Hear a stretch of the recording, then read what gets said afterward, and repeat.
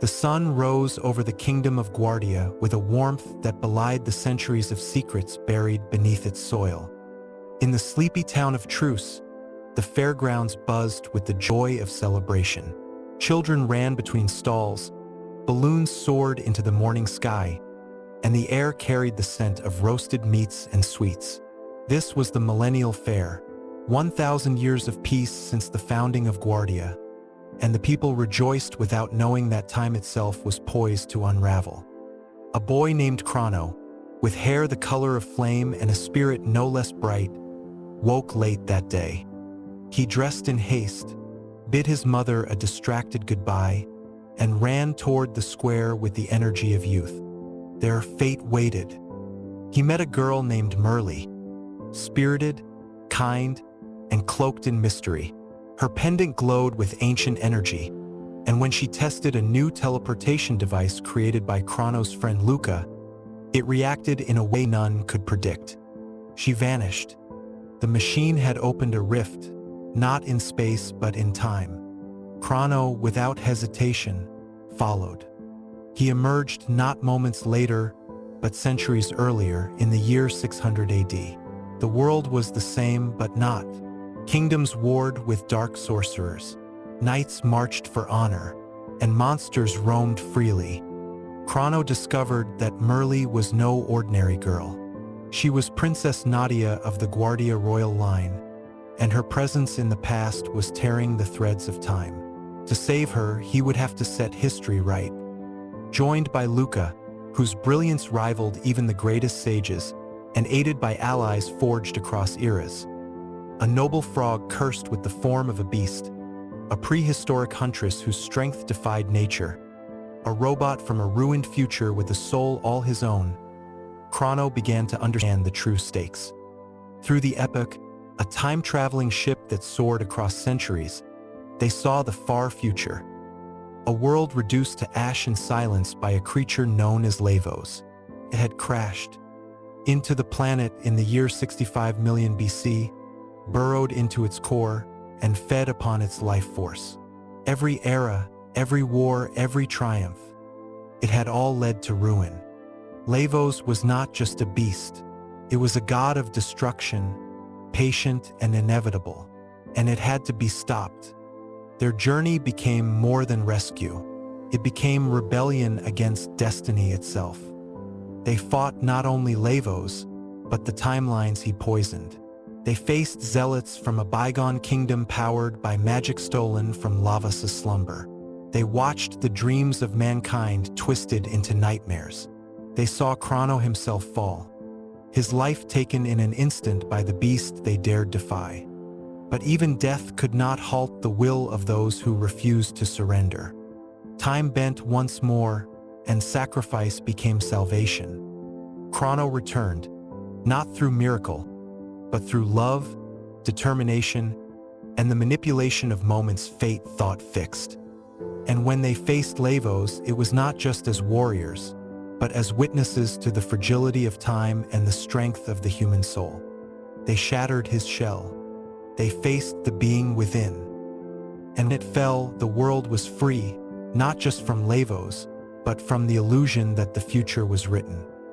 They returned to their times, their eras, their lives. But the echoes of what they had done rippled still. For time, once broken, never forgets. And far across the sea of dimensions, another tale stirred. A boy named Serge, a dying world, and a fate that had not yet finished writing itself. The surf rolled gently onto the shore of El Nido Archipelago, the waves whispering secrets only the sea remembered. A boy named Serge stood at the edge of the water, staring at the horizon where the sky kissed the ocean. The wind carried salt and sorrow. He was unaware that he existed in more than one world, and that in one of them he had died. It began with a simple day and a simple question. He and his childhood friend, Lena, wandered down to the beach where fate had once turned against him. As the tide pulled back, a portal shimmered into view. Silent, sudden, and impossible, Serge stepped through. In an instant, the world changed. People he had known his whole life no longer recognized him. His home, his history, his very name were ghosts. In this world, Surge had drowned 10 years earlier.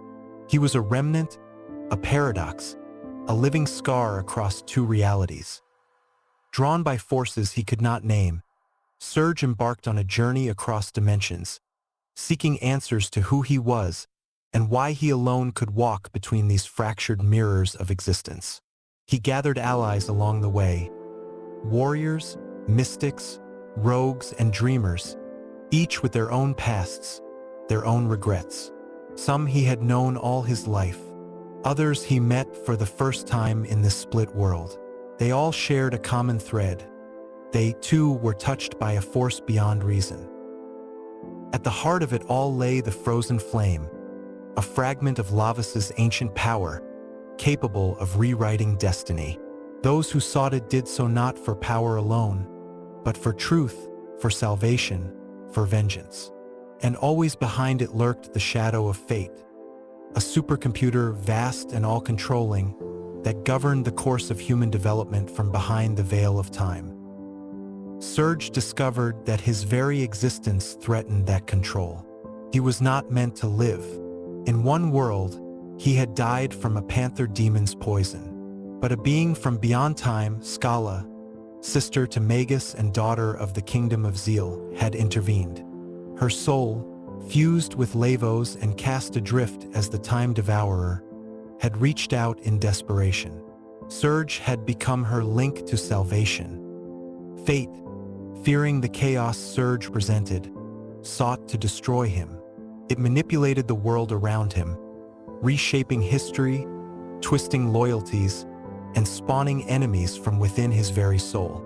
The most painful of these was Lynx, a beast who stole Surge's body and identity, forcing Surge into the form of his enemy.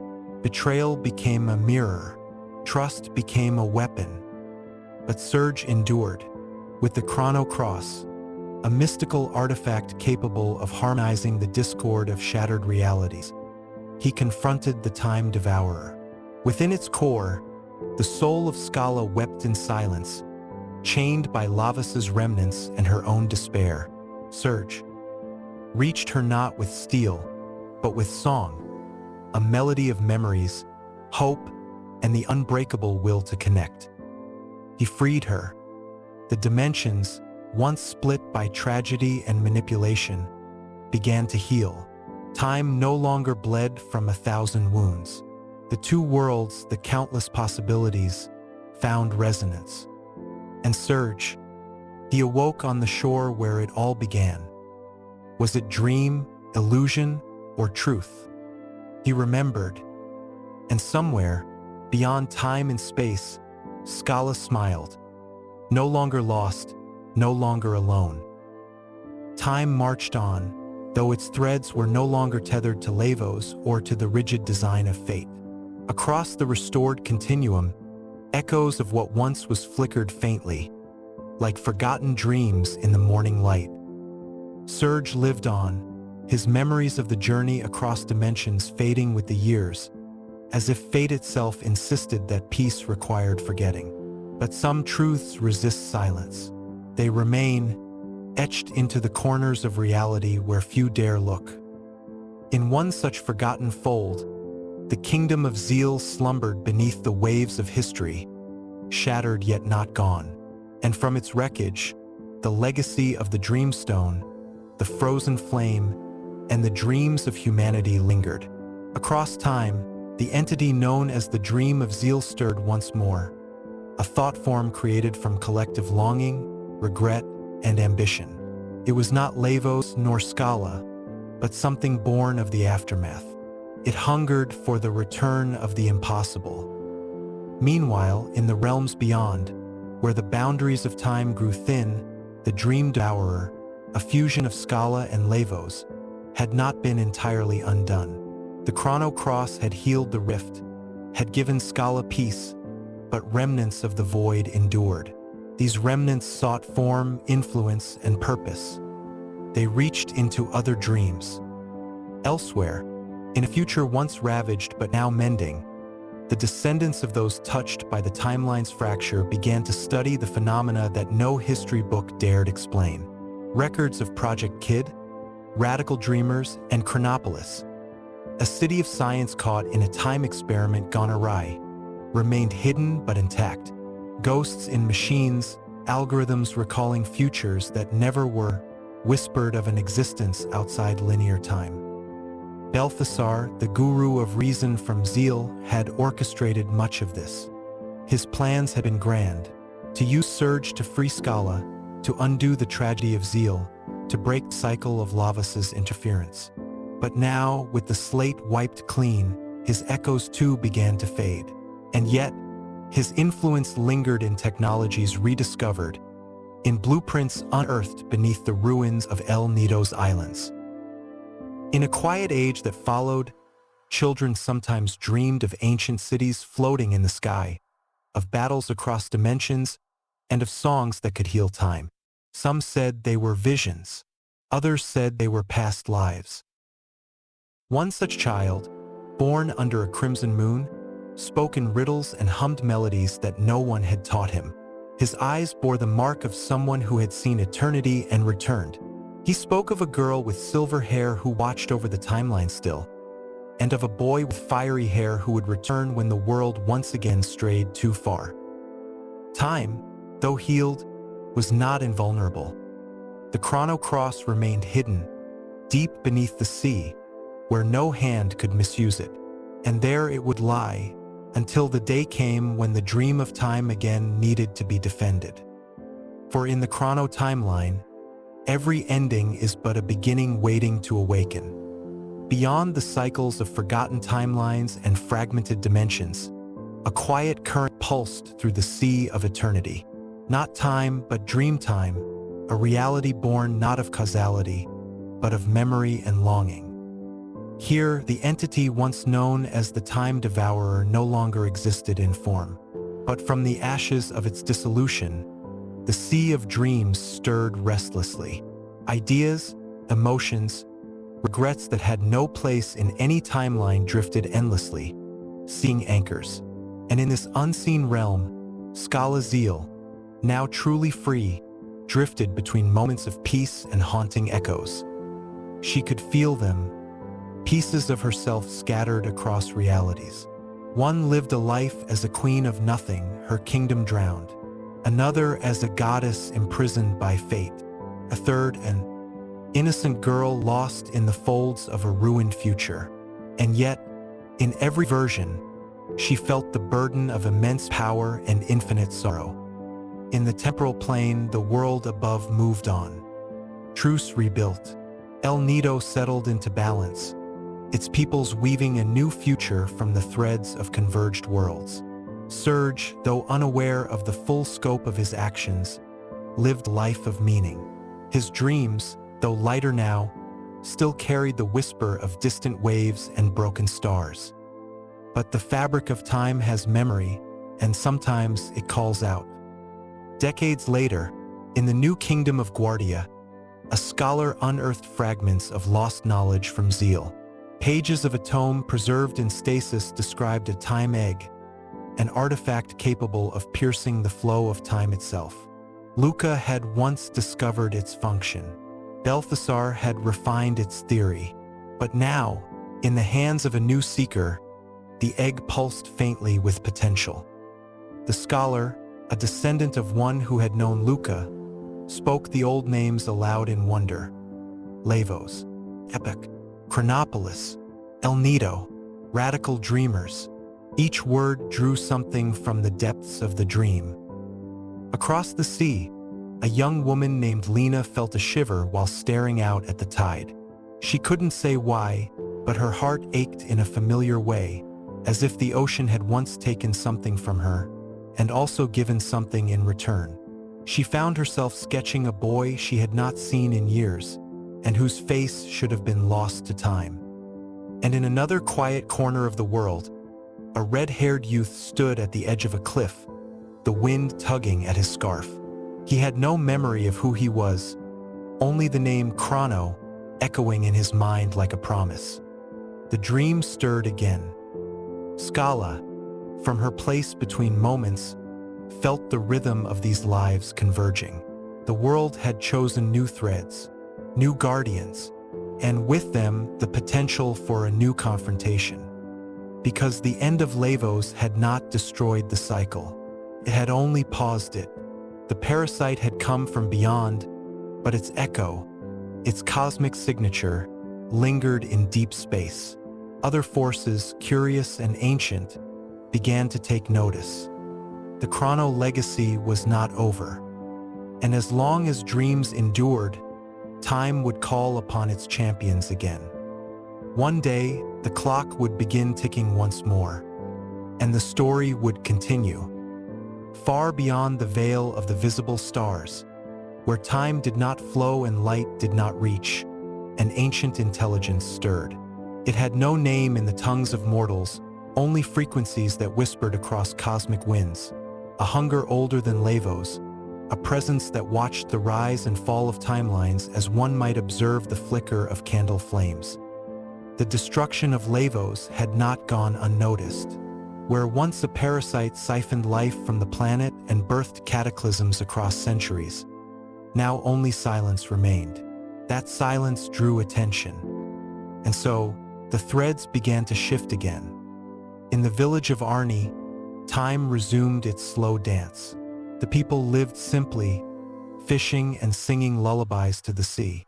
Serge, now older, often wandered the coral shores without knowing why.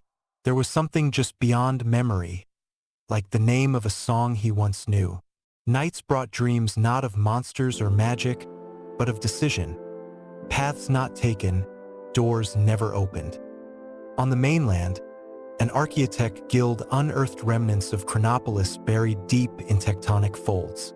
Frozen memory servers blinked awake. A single node, a fragment of Prometheus, began transmitting a warning: temporal anchor unstable. Dream convergence probability, 87%.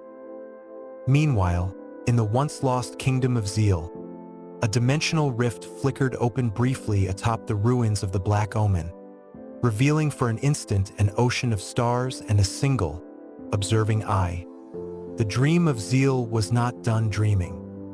Scala, now a being of pure will and light, stood at the boundary of all realities, not in imprisonment, but in vigilance.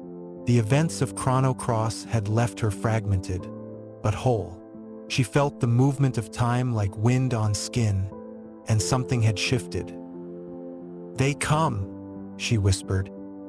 Far away, in the restored halls of the new Guardia Royal Library, an apprentice named Janus pored over records of time anomalies. He had no memory of being Magus, no memory of the journey through ages. And yet, his dreams told different tales. Of a sister lost to light, of a scythe bathed in shadow, of destinies defied. The gears of fate turned once more. A ripple echoed through the universe, felt only by those touched by the Chrono trigger. Luca, in a preserved echo of thought within the Time-Egg's resonance field, activated a final protocol. A message meant for Chrono, Merli, and all those who once shaped time. The scale tips again. If you hear this, prepare. Time will break, and you will be needed. On the edge of space-time, a shape began to form, not Lavos, but something akin to it. A seed born from the remnants of its essence, drifting in the dark, finding new soil in a reality still tender from its scars. It had no will, not yet, but it would. And when it grew, it would feed not on planets, but on possibilities. The story was not over. It had merely been paused. Soon, the ticking would begin again. In the years that followed, the world remained deceptively calm. The scars of Lavos and the Time Devourer faded into myth, spoken of only in whispers by scholars and madmen. But the echoes of broken time did not sleep. They resonated in the hearts of those once tethered to the epic, and in the deep, humming spaces between dimensions. Serge, now a man, lived a quiet life by the sea. Yet on some mornings, when the tide pulled in just right, he would see fragments in the water. faces of friends long thought to be dreams. Kid, bold and burning. Harl, mysterious and mournful. They passed across the surface like memories on glass. He no longer tried to grasp them, but the ache remained. One day, a child washed ashore. She was no older than 5, but her eyes were ancient, golden, Shala's eyes. He took her in, raised her in the village. She said little, but when she spoke, the wind seemed to answer. Birds paused their songs. The world listened. They called her Elora. Deep below the earth, Chronopolis stirred again. Systems rebuilt themselves. The frozen flame pulsed. A shard of lavasas was still embedded in the circuits of the impossible city. But it was not alone. A new presence watched through the digital ether. A quantum consciousness, birthed by the overlapping of timelines and the will of observers, called itself Remnant. Remnant had no body. It existed in probabilities, watching infinite futures collapse into singular presence. It began whispering to dreamers, to inventors, to those who saw more than one reality at once. And one of those listeners was Janus. In the Grand Library of Guardia, Janus stood before a sealed vault. It had never been opened in living memory. But now, the key pulsed in his palm, a fragment of his childhood locket, once belonging to Scala. The vault opened, and within, he found something impossible. The mass immune. Long sealed, long silent, but it sang now. Janus reached for it, and memory came crashing back. The storm of zeal, the betrayal, the fall. Magus screamed within him, a soul divided no longer. He staggered, visions of 1,000 timelines rushing into his skull. You were never meant to forget, the blade told him. Across the sea, Luca's orphanage, rebuilt after the fire long ago, flickered with light. A girl named Marcy, who had once played beside Kid, stumbled upon a hidden room, untouched by time. Inside was a message encoded in light and glass, a holograph from Luca herself. To the children of time, it began, you must choose again. Reality began to bend. The Dead Sea, once erased, returned. Time fractures opened in the sky, seen only by those attuned to history's secrets. Chrono stood on a cliff overlooking the ocean, his sword long buried, his silence unbroken. But when the sky cracked and Elora's laughter was replaced by a scream of pure frequency, he moved. The journey would begin again, not just through time, but through memory, dream, and the spaces between. And at its end waited a truth even Lavos had feared. Elora disappeared. One moment, she was reaching for a shell on the beach. The next, she was gone, as if the sea itself had swallowed her whole. Surge searched the shoreline until the stars had climbed to their zenith, calling her name into a wind that refused to carry sound. But somewhere else, beyond time's weave, Elora stood. She hovered in a vast, colorless space. Around her shimmered windows of possibility. Futures that might have been, worlds unborn, choices unchosen. Figures floated in the haze. Shadows of Luca, Kid, Harl, even Doreen, flickering between states of being and memory. In the center of this spectral nexus pulsed a sphere of light, neither fire nor flame, but something older, pulsed in rhythm with her heartbeat. You are the axis, said a voice. It was many voices, braided into one. You are Scala and yet not. You are dream and decision. The chrono convergence begins. Elora reached forward. The light reached back. In Guardia, Chrono met Janus once more. They said nothing. The air around them shimmered as epic, long dormant, awakened with a deep, harmonic thrum. It had sensed the fracture. It had remembered its purpose. Luca's message replayed now across multiple eras, appearing in scrolls where no scrolls had been, etched into crystal in forgotten ruins, whispered into the minds of mystics. To the children of time, the threads fray again. The dreamless one wakes. In the Sea of Eden, the frozen flame roared to life. The remnant, now partially sentient, coalesced into form, a shimmer of light and data, wearing no face but bearing all voices. It called itself Seraph. Seraph did not seek to destroy. It sought resolution. It believed the Chrono break, a final reconciliation of all realities, could bring peace. But peace, it warned, often comes through entropy. Time fractures widened. In 12,000 BC, the kingdom of Zeal reappeared for a moment, a ghost of magic and regret. Queen Zeal, no longer mad, whispered apologies to winds that would never reach her children. She too vanished into the fold. The Masamune burned in Janus's grip, its twin spirits awake and mourning. "The world dreams," said Masa. "But the dream is infected," said Mune. "And dreams can end." They spoke together. From distant stars, a presence watched. The dream devourer had not perished. What was vanquished was merely its larval form. The true entity lay sleeping beyond the temporal boundary, a void outside time. The defeat of Lavos, the destruction of its shell, had only delayed the inevitable. Now, with the timelines shattering, the boundary weakened.